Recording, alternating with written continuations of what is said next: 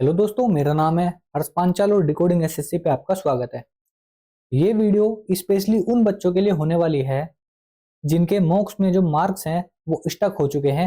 यानी उनके जो मार्क्स हैं वो लगभग एक उनके जो मार्क्स हैं ना वो 140 से ऊपर नहीं जा रहे हैं।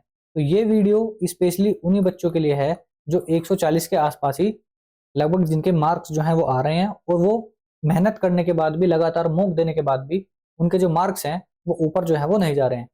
तो वीडियो स्टार्ट करने से पहले मैं अपने बारे में कुछ बता देता हूँ।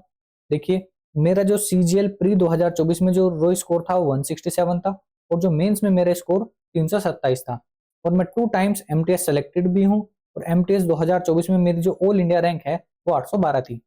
तो चलिए अब वीडियो को स्टार्ट करते हैं। देखो, सबसे पहले तो मैं आपको अपने स्कोर कार्ड दिखा देता हूँ।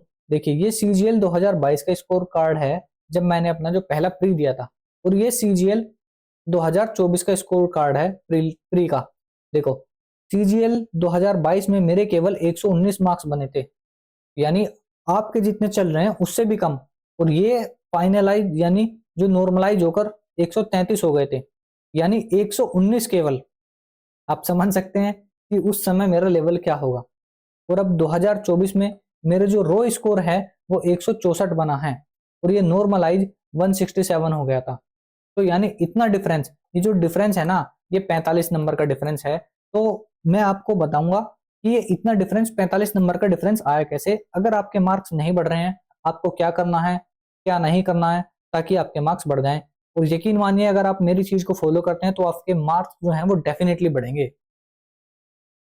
तो अब देखते हैं कि किस किस तरीके से आपको क्या क्या चीज जो है वो करनी चाहिए ताकि आपके जो मार्क्स हैं वो बढ़ जाएं।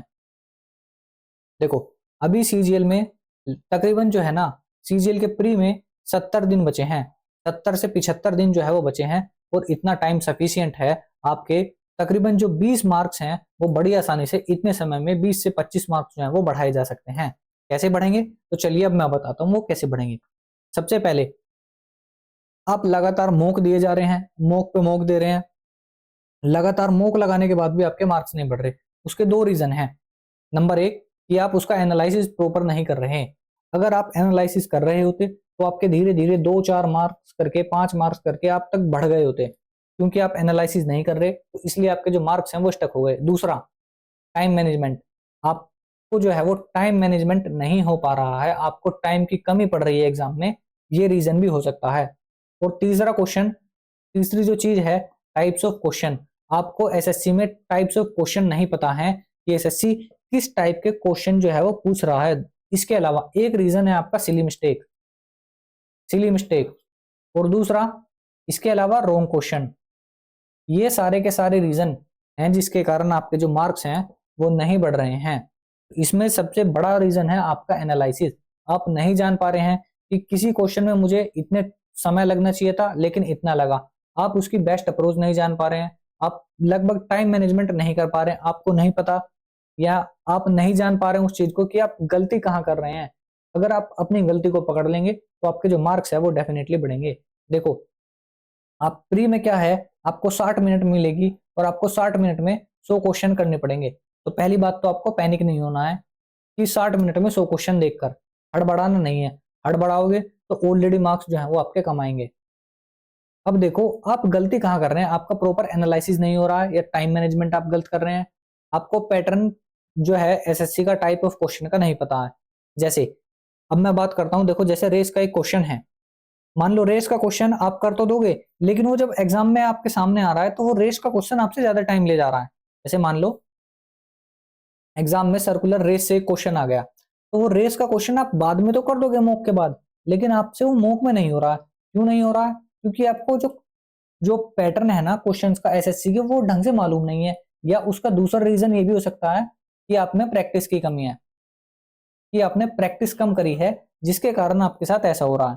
जैसे मान लो a cube b cube c cube ये वाला क्वेश्चन है, a cube plus b cube plus c cube minus 3 abc, इस पर कोई क्वेश्चन पूछा जा रहा है तो आप इसको मॉक के बाद में तो कर दोगे, लेकिन एक्चुअल में इसका जो फॉर्मूला है वो आपके, जब आप मॉक दे रहे हो तो आपके दिमाग में हिट नहीं हो रहा।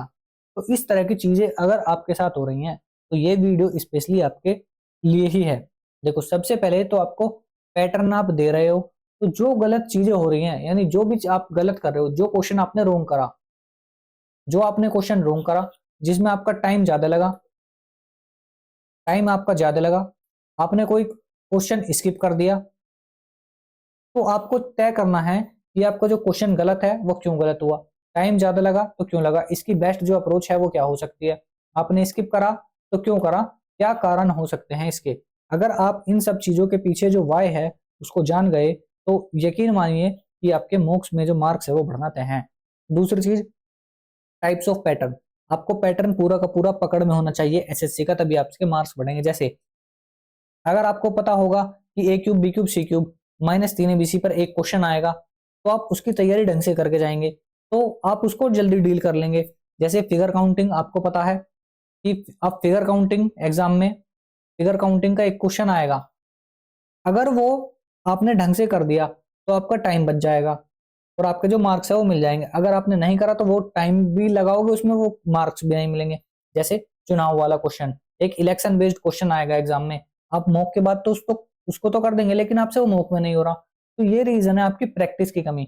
और दूसरा, टाइप्स ऑफ क्वेश्चन, आपको नहीं पता है कि किस टाइप के क्वेश्चन एसएससी पूछ रहा है, यानी आपको पैटर्न ठीक ढंग से नहीं पता है। देखो जैसे जैसे मैं बात करूं कि सिमिलरिटी पर एक क्वेश्चन आएगा,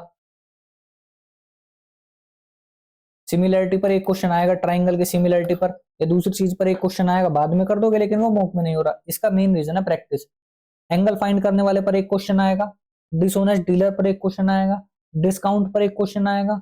तो ये सारी जो चीजें हैं आपको तभी पता लगेंगे जब आपने पैटर्न एसएससी का अच्छी तरीके से पकड़ लिया होगा, और ये क्वेश्चन आप तुरंत तभी हिट कर पाएंगे, क्योंकि एग्जाम में आपको इतना टाइम नहीं मिलेगा सोचने का, आपको तुरंत जो है वो अपना जो रिएक्शन जो देना पड़ेगा क्वेश्चन को देखकर या तो आप स्किप करेंगे या फिर उसको अटेम्प्ट करेंगे। और हाँ, एक इंपॉर्टेंट चीज ये है, स्किपिंग मेथड। स्किपिंग मेथड ये आप केवल तभी अप्लाई कर पाएंगे जब आपने प्रैक्टिस अच्छी कर रखी होगी। प्रैक्टिस अगर आपकी अच्छी है तो ही आप स्किपिंग मेथड को लगा पाएंगे कि कौन सा क्वेश्चन हार्ड है, मुझे किसको करना चाहिए और किसको छोड़ना चाहिए। अगर आप स्किपिंग मेथड को भी देखेंगे तो ये भी आपके तकरीबन 5 मार्क्स तो बढ़ा ही देगा स्किपिंग मेथड, क्योंकि आपका जो टाइम वेस्ट होने से जो है बच जाएगा। ये इसके अलावा दूसरी चीजें, आपको रोंग क्वेश्चन, आप मॉक में जितने भी जो क्वेश्चन रोंग कर रहे हैं ना, उनकी पहली बात तो जो भी रोंग हो रहा है उसका वाय जानो कि आखिरकार गलत हुआ क्यों है। इसमें मैंने फॉर्मूला गलत लगा दिया, क्या चीज कर दी, इतना टाइम लगाने के बाद भी वो नहीं हो रहा, क्यों नहीं हो रहा।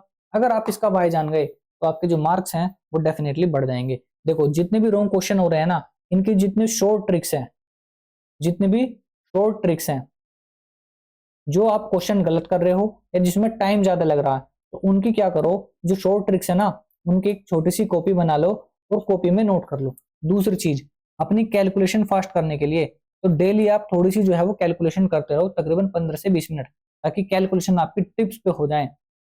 और इससे भी ज्यादा इंपॉर्टेंट चीज, आपको क्या करना है, मॉक स्टार्ट करने से पहले ना वार्म अप कर लेना है। तो वार्म अप का मतलब यह है कि जो भी मॉक में बार बार चीजें रिपीट हो रही हैं, जैसे मान लो कोई फॉर्मूला है, जैसे मैंने बताया ए cube b cube c cube minus 3abc का वही फॉर्मूला है, या ज्योमेट्री की कोई प्रॉपर्टी है ट्राइंगल बेस्ड, कोई जो केंद्रक से रिलेटेड कुछ चीजें हैं या परिकेंद्र से रिलेटेड कुछ चीजें हैं, ट्रिग्नोमेट्री से रिलेटेड कुछ चीजें हैं, या मान लो डिजीज की आपके पास कोई ट्रिक है, इस तरीके से कोई जो चीजें हैं, अगर आप मॉक स्टार्ट करने से पहले इन सब चीजों का वार्म अप करेंगे, यानी तकरीबन मॉक स्टार्ट करने से पहले 15 मिनट का वार्म अप कीजिए, यानी जो शॉर्ट ट्रिक्स आपकी हैं, जो फॉर्मूले हैं, जो कंसेप्ट हैं, जो एग्जाम में लगातार रिपीट हो रहे हैं, उनको वार्म अप करो, उसके बाद मॉक स्टार्ट करो, तो आपके तकरीबन 5 नंबर बढ़ जाएंगे। ऐसा करोगे तो आप, तो मॉक स्टार्ट करने से पहले वार्म अप जरूर करो, ये इंपॉर्टेंट है, ये करोगे तभी आपके जो मार्क्स है ना वो बढ़ेंगे।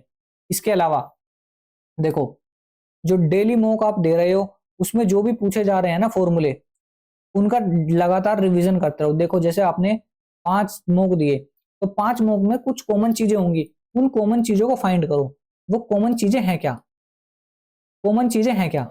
जैसे मान लो कोई फॉर्मूला बार बार रिपीट हो रहा है, किसी टाइप का जैसे जनगणना का क्वेश्चन बार बार रिपीट हो रहा है, तो उन कॉमन चीजों को फाइंड करो, यानी उस पैटर्न को पकड़ो। योजनाओं का क्वेश्चन बार बार रिपीट हो रहा है, जैसे मान लो रोग से चट्टानों से क्वेश्चन जो है वो बार बार रिपीट हो रहा है, डिजीज से क्वेश्चन मान लो बार बार रिपीट हो रहा है, तो उस टॉपिक को पकड़ो और उस टॉपिक को कंप्लीट कर दो।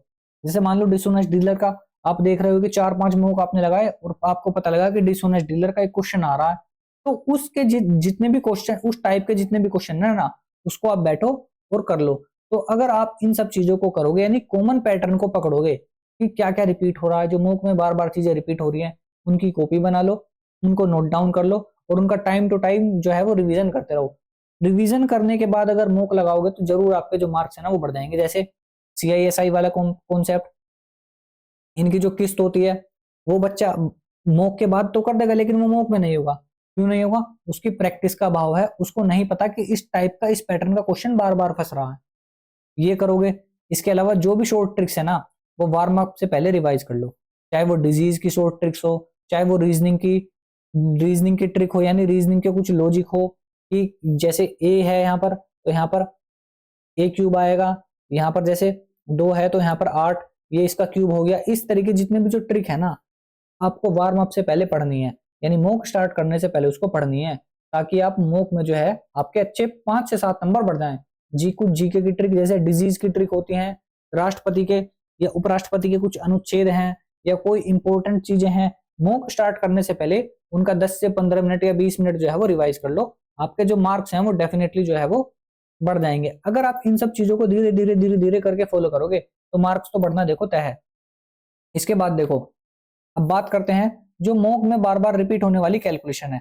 जो बार बार रिपीट होने वाली कैलकुलेशन है ना, वो आपकी टिप्स पे होनी चाहिए, ताकि आपको कैलकुलेशन में टाइम वेस्ट ना हो। आपका टेबल आपको अच्छे से लर्न होना चाहिए, परसेंटेज को फ्रैक्शन में बदलना और फ्रैक्शन को परसेंटेज में बदलना, ये आपको अच्छे तरीके से ढंग से पता होनी चाहिए, तभी जो आपके जो मार्क्स हैं वो बढ़ पाएंगे।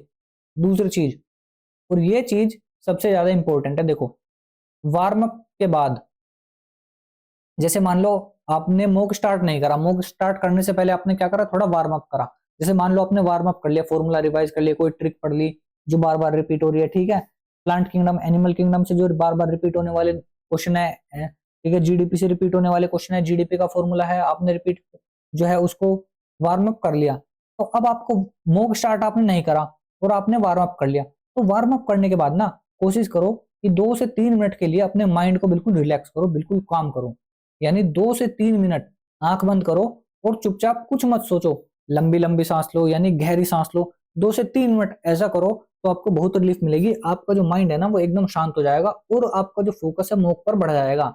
यानी अगर आप इस प्रोसेस को करते हैं, देखो अभी काफी टाइम है एग्जाम में, तो अगर आप डेली इस प्रोसेस को करते हैं, 2 से 3 मिनट आप निकालते हैं, तो यकीन मानो कि आपका जो रियल एग्जाम में काफी अच्छा स्कोर आने वाला है।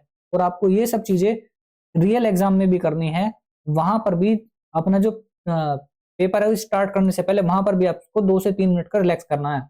दूसरी चीज, बच्चों की जो सबसे बड़ी गलती होती है, बच्चे क्या करते हैं, फोन पर मॉक देते रहते हैं। तो फोन पर देखो, अगर आपके पास लैपटॉप नहीं है तो फिर आपकी मजबूरी है देखो फोन पर मॉक देना, लेकिन मैं आपको सजेस्ट करता हूं कि तकरीबन 1 महीने पहले, 30 दिन पहले आप कहीं पर किसी पर कैफे में जाकर या किसी भी दोस्त से अरेंज कर लाइब्रेरी में बैठे हो तो दोस्त से लैपटॉप मांग लो, कुछ समय के लिए एक मॉक देना चालू कर दो। बच्चों की गलती यही है कि वो फोन पर मॉक देते हैं। और देखो, अगर जो मान लो आपके मार्क्स आप फोन पे लगा रहे हो और आपके मार्क्स चल रहे हैं 150 या आपके मार्क्स चल रहे हैं 145, तो जब आप रियल एग्जाम में जाओगे ना तो वहां पे आपके मार्क्स घट जाएंगे, बढ़ेंगे नहीं, घटेंगे।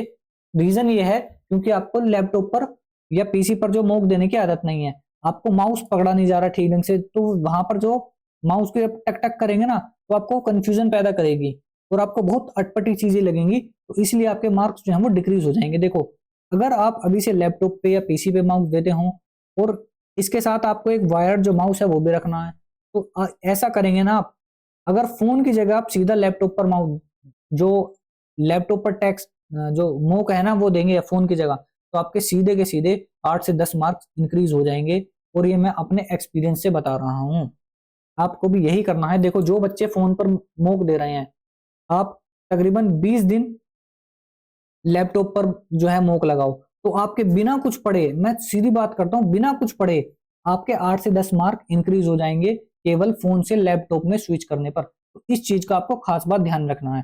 लैपटॉप लो, उसके साथ माउस रखो, 8 से 10 क्वेश्चन आपके 8 से 10 मार्क्स है ना आपके सीधे के सीधे जो है वो बढ़ जाएंगे। इसके अलावा आपके जो भी वीक सब्जेक्ट है, जैसे मान लो मैथ वीक है, रीजनिंग वीक है, तो इनके क्या करो, एडिशनल सेक्शन मोक दो। और ये भी मोक किस पर दो, ये सारे के सारे लैपटॉप पर दो, क्योंकि आपको अगर जो हैबिट लैपटॉप की पड़ गई तो यकीन मानो कि अगर आपका स्कोर घर में 140 यानी आपके घर पे या लाइब्रेरी में 140 से 145 भी जा रहा है ना, तो जब आप रियल एग्जाम में बैठोगे तो 160 करके आओगे। और वहीं आप अगर फोन पे मोक दे रहे हो, मान लो फोन पे 150 आपके नंबर आ रहे हैं, जब रियल एग्जाम में बैठोगे ना तो 140 आएंगे, ये फोन वाले के और ये लैपटॉप वाले के, तो इतना डिफरेंस आ जाता है। इसके अलावा आपको क्या करना है, देखो पैटर्न मैंने आपको बता दिया कि किस किस पैटर्न पे क्वेश्चन बन रहे हैं, उनको पैटर्न को पकड़ने की कोशिश करो। फॉर्मूलाज और जो मोस्ट रिपीटेड जो क्वेश्चन है ना उनको नोट डाउन करो, और शॉर्ट नोट्स रेडी रखो, ताकि आपके एग्जाम से पहले इनको लर्न करके आप एग्जाम में जाओ तो भी आपके जो मार्क्स हैं वो अच्छे खासे आ जाएं। इसके अलावा देखो, ये मैं बता ही चुका हूं कि बार बार रिपीट होने वाले जो क्वेश्चन है वो आपको कॉपी में लिख लेनी है। जो ट्रिक्स जो मेथड्स हैं और जो इनको भी नोट डाउन कर लेना है। जो आप गलत कर रहे हैं मॉक में उनको एक कॉपी में नोट डाउन कर लो कि क्यों गलत कर रहा हूं मैं, क्या नहीं कर रहा। इसके अलावा सबसे ज्यादा जो रिपीट होने वाले जो शॉर्ट नोट्स है ना, जो इंग्लिश के रूल हैं उनको 5 से 10 पेजों में आप लिख लो, क्योंकि इंग्लिश में भी यही होता है कि हमें वो जो रूल है उस टाइम पे ध्यान नहीं आ पाता, जिसके कारण हम उसको गलत कर देते हैं, या हमारे इंग्लिश का उसमें कुछ सेंस नहीं बन पाता, वो गलत हो जाता है। तो ये भी एक रीजन हो सकता है कि हमारे मॉक्स में मार्क्स जो है वो नहीं बढ़ रहे। इसके अलावा आपको क्या करना है, देखो रिवीजन प्रॉपर करना है, मॉक कंटिन्यूसली देना है, और practice, revision mock practice, revision mock practice, इस साइकिल को आपको चलाते रहना है जब तक कि आपका एग्जाम नहीं होता। अगर आप इस चीज को करेंगे डेली तो आपके जो है ना, तो 150 मार्क्स आप बड़ी आसानी से 150 से 160 के बीच आप रियल एग्जाम में बड़ी आसानी से जो मार्क्स हैं वो ला सकते हैं। तो रियल एग्जाम में इन सब चीजों को करने के बाद आपके 150 से जो 160 जो मार्क्स हैं वो आ सकते हैं। तो अब यही मैं बताना चाहता था कि आपको क्या करना है, क्या नहीं करना है, एनालिसिस किस तरीके से करना है, टाइम देखना है कहाँ ज्यादा लग रहा है कहाँ कम लग रहा है, एक कॉपी बनाओ, जो रॉन्ग क्वेश्चन हो रहे हैं उनको नोट डाउन करो, उनके फॉर्मूलेज देखो, टिप्स और ट्रिक्स क्या हैं उनको एनालिसिस करो, और डेली एक मॉक जो है वो लगाते रहो। अगर आप ऐसा करेंगे तो आपके जो मार्क्स हैं वो डेफिनेटली बढ़ जाएंगे। देखो, इस वीडियो में जो भी बताया अगर आपको अच्छा लगा हो या आपको समझ में आया हो तो चैनल को सब्सक्राइब कर दो और वीडियो को लाइक कर दो। ठीक है, धन्यवाद।